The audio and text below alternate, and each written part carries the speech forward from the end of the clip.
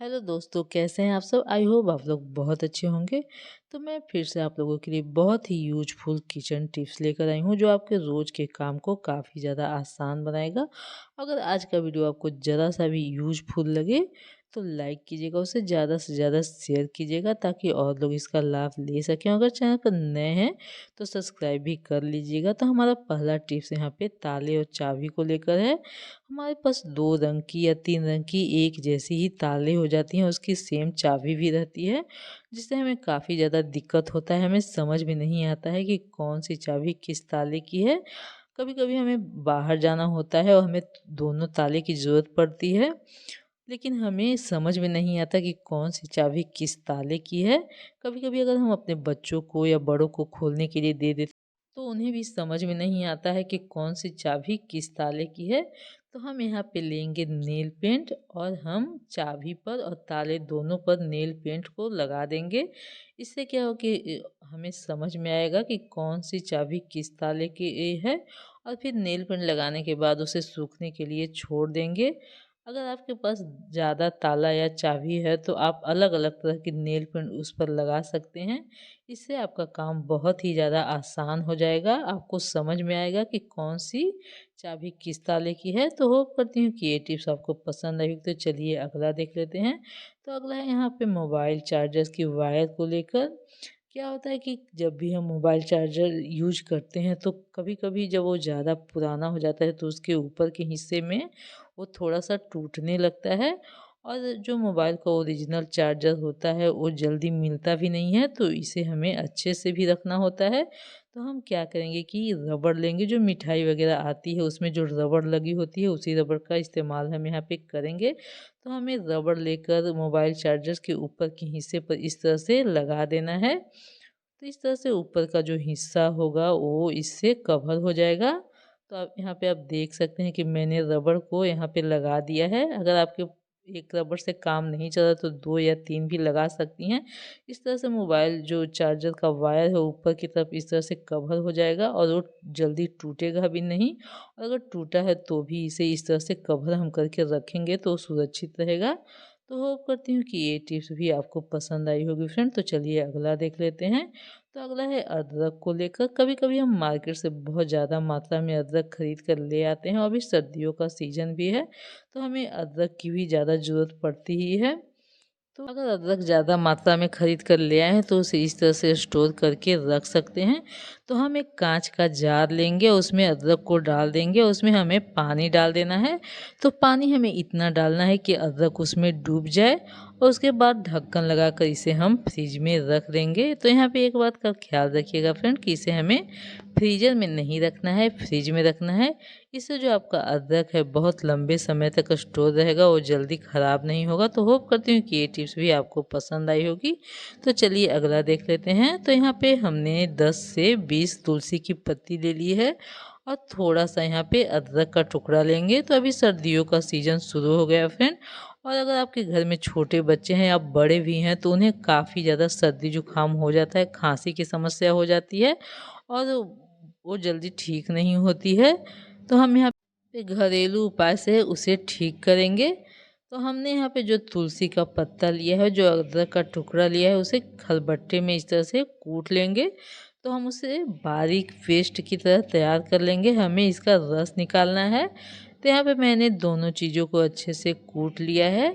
अब इसे हम छान कर इसका रस निकालेंगे। तो उसके लिए आप यहाँ पे चाय छन्नी या किसी सूती कपड़े का इस्तेमाल कर सकती हैं। लेकिन एक बात का यहाँ पे ख्याल रखिएगा फ्रेंड कि जो भी चीज़ आप इस्तेमाल कर रही हो बिल्कुल साफ़ होना चाहिए।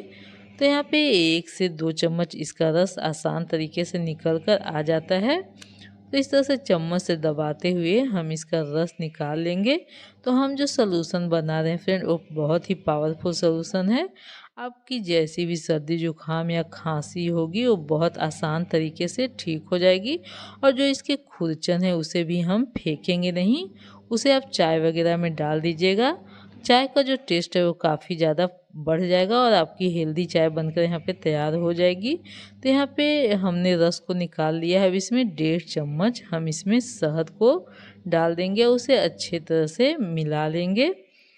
तो जो शहद है वो भी बहुत ही फ़ायदेमंद होता है। सर्दियों में तो काफ़ी ज़्यादा इसका फ़ायदा होता है।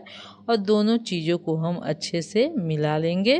तो यहाँ पे 2 से 3 चम्मच हमारा जो सॉल्यूशन है बनकर तैयार हो गया है।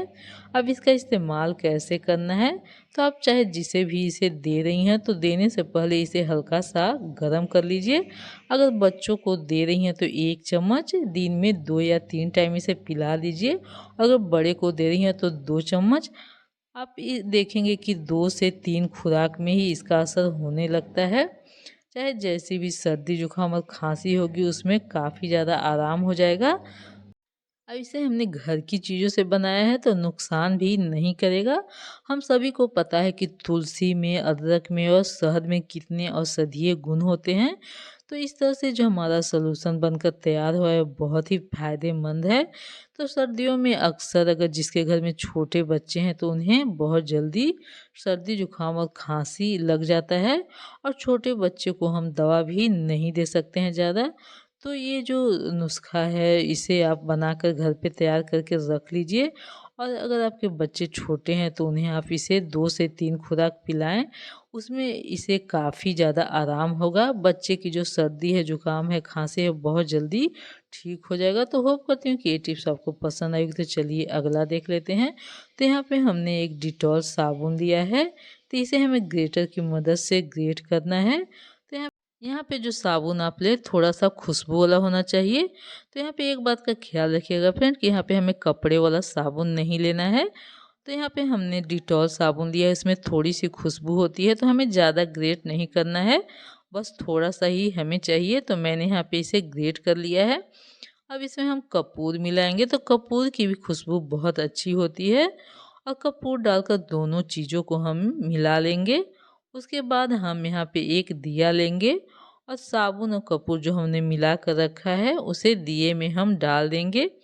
उसके बाद यहाँ पे हम एक मोजा लेंगे और मोजे को हम दिए में इस तरह से डाल देंगे। इस तरह से हमें डाल देना है। तो आप यहाँ पे कपड़ा का भी इस्तेमाल कर सकती हैं, लेकिन मोजा ही सही रहता है क्योंकि मोजे में छोटे छोटे छिद्र बने होते हैं, जिससे क्या हो कि इसकी खुशबू मोजे से अच्छे से निकलती रहेगी। उसके बाद यहाँ पे हम एक रबड़ लेंगे और इसे पीछे की तरफ से हम बांध देंगे। आप चाहे तो इसमें गांठ भी लगा सकती हैं। तो इसका इस्तेमाल हम अपने अलमारी में जहाँ कपड़े वगैरह रखते हैं। तो बरसात में या ठंडी के दिन में भी कपड़े से काफ़ी ज़्यादा बैड स्मेल आने लगती है। सर्दियों वाला कपड़े जब भी हम निकालते हैं तो उसमें से काफ़ी ज़्यादा बैड स्मेल आने लगती है। तो आप अपने कपड़े के अलमारी में इसे रख दीजिए। इसकी भीनी भीनी खुशबू इसके जो छिद्र हैं मोजे के उससे निकलते रहेंगे। इससे आपके कपड़ों की जो बैड स्मेल है वो भी चली जाएगी और आपके कपड़ों में से बहुत अच्छी खुशबू आती रहेगी। तो इस तरह से आप जहाँ कपड़े रखते हैं इसे वहाँ पे रख दीजिए। इसमें जो साबुन है डिटॉल और जो हमने साबुन लिया है और जो कपूर है उसकी बहुत अच्छी खुशबू इससे निकलती रहेगी। तो जहाँ भी आप इसे रखेंगे अपने कपड़े के अलमारी में आपके कपड़े से भी बहुत अच्छी खुशबू आती रहेगी। तो है ना कमाल की टिप्स फ्रेंड। तो अगर आपको वीडियो ज़रा सा भी यूजफुल लगे तो लाइक कीजिएगा, सब्सक्राइब कीजिएगा। Thank you for watching.